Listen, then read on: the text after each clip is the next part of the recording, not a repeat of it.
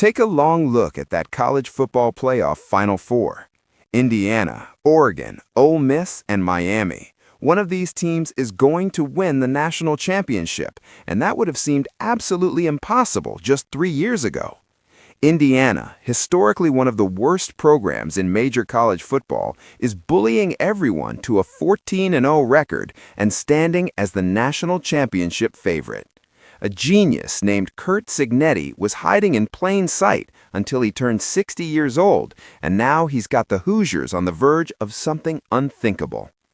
Oregon, the poster child for new money that hung around the elite so long it became the establishment, is hoping to deliver the national championship 87-year-old Nike founder Phil Knight desperately wants to experience before he dies. Ole Miss, the school that never lost a tailgate party but also never won a modern-era SEC championship, is trying to save its conference from playoff humiliation, while the coach who built the program watches from Baton Rouge because he deemed it easier to win a title at LSU. Miami wasn't even projected to make the playoff until the selection committee pulled a switcheroo at the last second and vaulted the Hurricanes over Notre Dame for the final spot. Meanwhile, goodbye Georgia. See you later, Ohio State. Best of luck in your future endeavors, Alabama. The traditional powers are watching from home, while programs considered have-nots for most of their history compete for championships.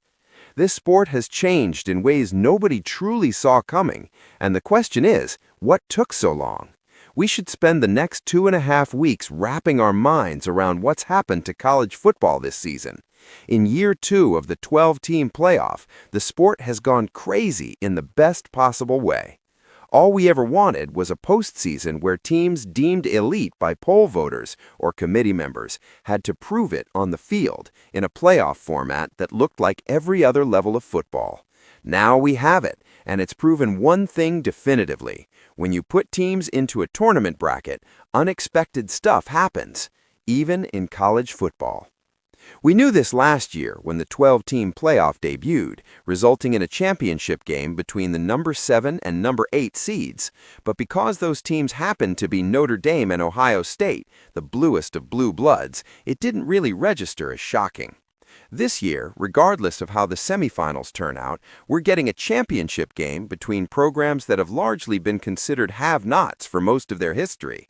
That even includes Miami, whose dynasty era has faded so far into history that head coach Mario Cristobal almost recoils at suggestions it can be recreated.